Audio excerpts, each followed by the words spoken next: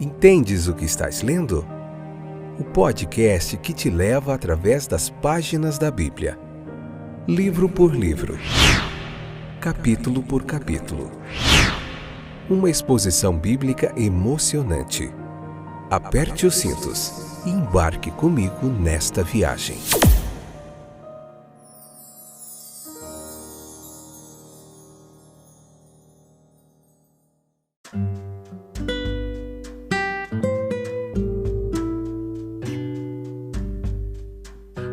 Olá, meus queridos companheiros de viagem através das páginas da Bíblia. Estamos de volta para mais um espetacular, fora de série, esplêndido episódio do nosso podcast Entendes o que estás lendo. Hoje, Números capítulo 10, parte 2, episódio de número 521. Esta é a 7ª temporada, o 7º livro da Bíblia. Estamos vendo Números capítulo por capítulo e você não pode perder nenhum episódio, tá bom? Hoje a gente vai falar bastante de Moisés e Jobabe, essa amizade, e vai ser muito legal. Convido você a ler o capítulo 10, o versículo 29 ao 32 do livro de Números, para você entender um pouquinho do que a gente vai falar aqui, tá bom? Tudo bem com vocês? Espero que sim.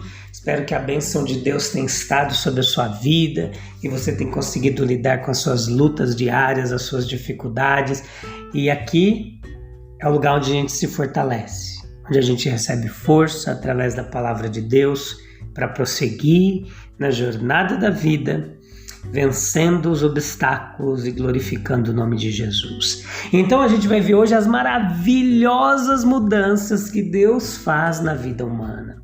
Os homens escrevem histórias que nos deixam surpreendidos, mas nada se compara a uma história escrita pelo dedo de Deus.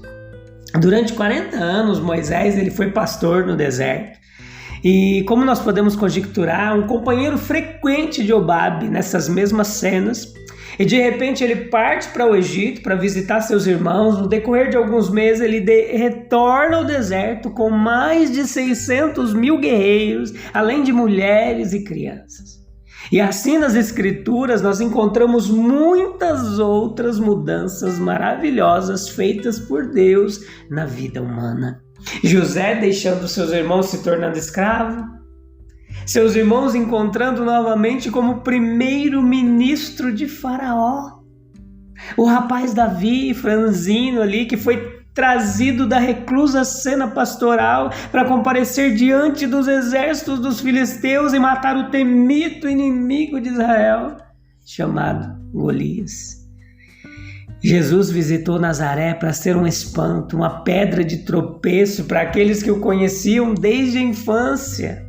E Saulo, entre os perseguidos quando saiu de Jerusalém, entre os perseguidores quando ele saiu de Jerusalém, e entre os perseguidos quando ele retorna novamente em outra ocasião. Jobabe provavelmente esteve muito tempo com Moisés, como velhos conhecidos. Enquanto o povo de Deus estava ao redor do Sinai, as lembranças do passado, elas eram relativamente recentes a Moisés. E Moisés tinha um interesse natural por um parente. Mas agora chegou a hora de agir, e o que Jobabe deve fazer é a pergunta que ecoa. As necessidades do reino de Deus, elas trazem mais cedo ou mais tarde uma separação em toda amizade. E a menos que ambas as partes estejam no reino, é o momento crítico da vida de Jobabe e ele deve decidir imediatamente. Não, mas ele poderia mudar de ideia e seguir em frente. Apenas as chances eram de que fosse agora ou nunca. E assim Jobabe é a ilustração de todos os que são convidados a se juntarem ao povo de Deus. Para essas pessoas, toda a narração da graça experimentada por Deus a outros traz um convite cordial a ser contada. Deus havia feito uma provisão muito graciosa para que o estrangeiro entrasse para Israel, fazer parte do povo de Israel. Nenhuma palavra poderia ser mais cordial e urgente do que a de Moisés aqui. A resposta de Jobabe, ela ilustra a falta de simpatia do homem natural pelas lutas espirituais. O homem natural não aceita as coisas do Espírito de Deus. Quantos espectadores assim existiram em todas as épocas? Aqueles que viram algum velho companheiro ser repentinamente transformado e ficar sob a influência de novos poderes. Jobabe estava bastante satisfeito com suas ovelhas no deserto. Ele não queria ser circuncidado e mantido sob restrições tão rigorosas. Sem dúvida, ele tinha um lugar caloroso em seu coração por Moisés. O sentimento que deve estar em todos os corações cristãos deve ser esse. Moisés disse a seu cunhado Jobabe, filho do midianita Reuel: olha, nós estamos a caminho, Números capítulo 10, versículo 29, nós estamos a caminho do lugar que o Senhor nos prometeu, pois ele disse: eu o darei a vocês. Venha conosco e o trataremos bem, pois o Senhor prometeu boas coisas a Israel. Nós estamos viajando para o lugar do qual o Senhor disse: eu o darei a você. Você está vendo aí, até hoje o povo brigando pela terra que Deus prometeu a Israel. Então a nossa visão do futuro, ela deve ser regulada como um futuro não fruto da nossa realização, mas da doação de Deus. O fim é definido e garantido, por mais tortuoso e tedioso que seja o caminho. O fim não pode ser alcançado imediatamente. O lugar que Deus nos dará deve estar a uma distância segura do Egito espiritual, com a sua escravidão e tirania. O convite que deve vir de todos os lábios cristãos é: venha conosco e nós lhe faremos bem. Olha que responsabilidade. Ele é dirigido àqueles que podem pensar que tem um verdadeiro lar entre as coisas visíveis e temporais, mas que realmente estão tão sem lar quanto o cristão. Se os cristãos têm certeza de que estão avançando para o verdadeiro lar escolhido, seguro, enriquecido por Deus, o que é mais parecido com Cristo do que pedir aos seus vizinhos, como Jobabe, que se juntem à sua caravana bem protegida e bem abastecida. Que ocupação abençoada, né? É atrair os outros seres humanos para aquela esfera do invisível e do eterno que por si só lhes proporcionará um serviço adequado aqui e um verdadeiro descanso e recompensa no futuro. O convite deve ser amoroso. O convite só pode surgir quando nós mesmos sentimos que estamos no caminho certo para o fim desejado. O Senhor falou bem a respeito de Israel. Em relação a Israel, em relação a outras nações, ele falou mal de suas idolatrias, de suas abominações. Sodoma foi testemunha de sua ira consumidora e a sua mão foi imposta pesadamente sobre o Egito. Mas a respeito de Israel, ele falou bem, de uma forma ampla e amorosa.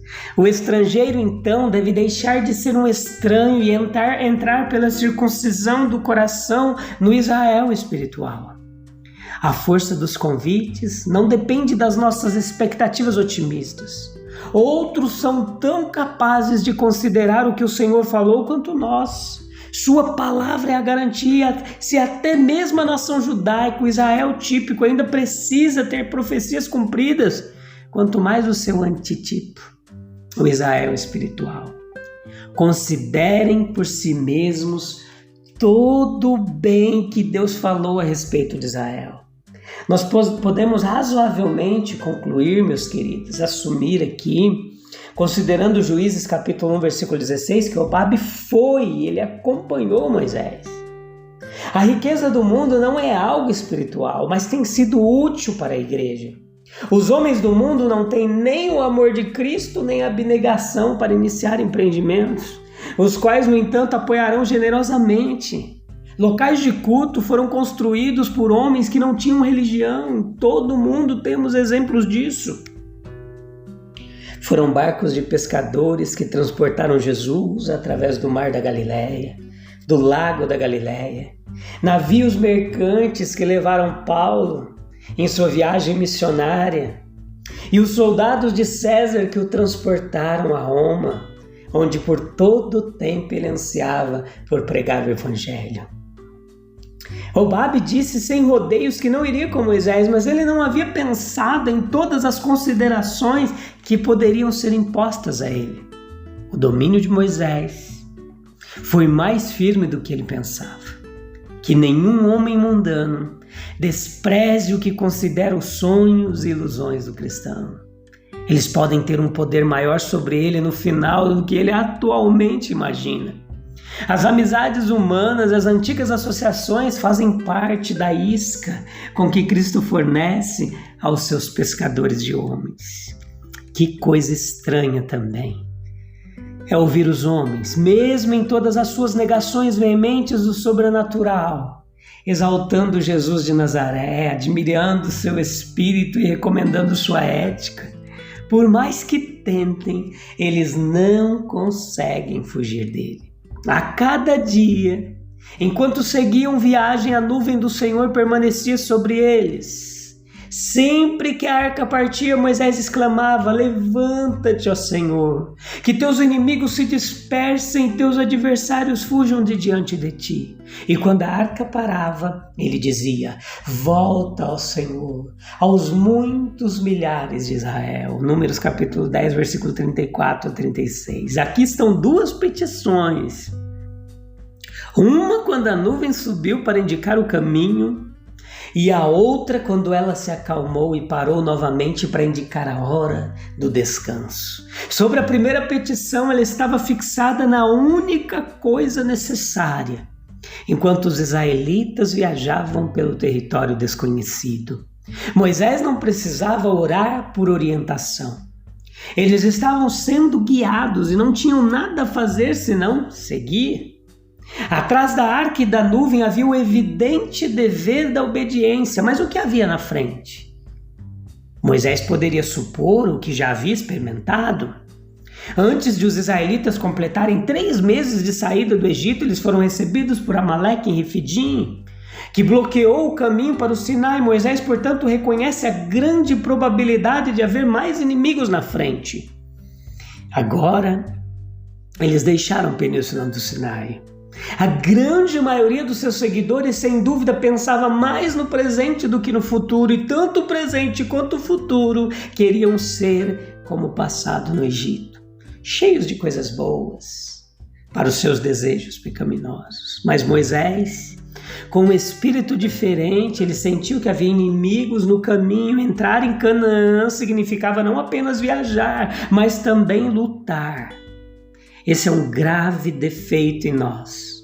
Não pensarmos o suficiente nos inimigos espirituais que temos pela frente. Há exemplos bíblicos para nos alertar. Pedro, superestimando a coragem natural. Demas, vencido pelas seduções da época que ele vivia. Observe que a sua maneira, o Novo Testamento, ele é tão belicoso em seu espírito quanto o Antigo.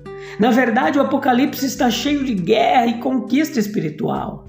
Esses inimigos à frente são considerados também inimigos de Deus. Teus inimigos é a expressão. Assim como os homens atacam uns aos outros através de suas propriedades, os inimigos de Deus o atacam através de seu povo. Deus, na bem-aventurança e segurança de sua própria natureza, é inatacável. Mas no funcionamento de sua múltipla criação, os poderes do mal podem atacá-lo, mantendo uma luta longa e amarga. Não pense que estes poderes visam simplesmente a nossa destruição. Este é apenas um meio para um fim. Há uma visão muito mais sublime e encorajadora de que eles pretendem destruir o governo de Deus. Nunca descobrimos o propósito de uma batalha olhando para o conflito dos soldados rasos e dos oficiais inferiores. Nós devemos recorrer às autoridades superiores, são eles que inspiram e dirigem tudo. Portanto, pode haver uma luta acontecendo no universo, da qual nós, com nosso pequeno horizonte, pode formar apenas uma concepção muito débil. Os inimigos de Deus foram dispersos, despojados, para que seu próprio povo pudesse entrar e exercer uma mordomia fiel por ele. Suas vitórias abrem regiões que de outra forma não poderiam ser alcançadas. Por exemplo, o Salvador ressuscitado, tendo triunfado sobre o pecado, a morte e a sepultura, retornou aos seus discípulos na Galileia, dizendo-lhes que todo o poder lhe foi dado no céu e na terra, e daí ele tirou essa consequência no caminho do dever para eles que deveriam ir e discipular todas as nações, etc. Se o Senhor ressuscitado está de fato conosco, então é porque ele ressuscitou.